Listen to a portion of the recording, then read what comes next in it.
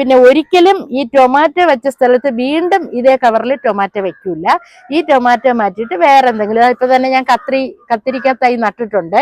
അപ്പൊ ഈ ടൊമാറ്റോ കഴിയുമ്പോൾ ഈ കത്തിരി വളർന്നു വന്നോളും.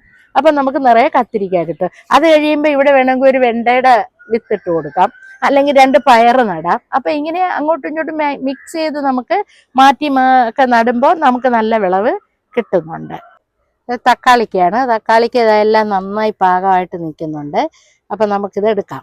പിന്നെ ഇത് നമ്മൾ കട്ട് ചെയ്ത് മാറ്റിയാലും ഈ തക്കാളിക്ക് വീണ്ടും തിളിർത്ത് വരുന്നുണ്ട്.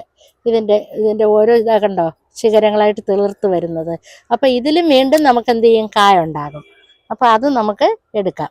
പിന്നെ തക്കാളി വലിയ കാലപ്പഴക്കമില്ല, ഏകദേശം ഒരു 2 മാസത്തേക്കൊക്കെ നമുക്ക് കിട്ടുള്ളൂ. അത് കഴിയുമ്പോൾ നമ്മൾ വീണ്ടും മാറ്റി നട്ട് നമ്മൾ അടുത്ത ചെയ്യേണ്ടതാണ്. അപ്പം അതുപോലെ എപ്പോഴും നമുക്ക് തക്കാളി കൃഷി ചെയ്യാം.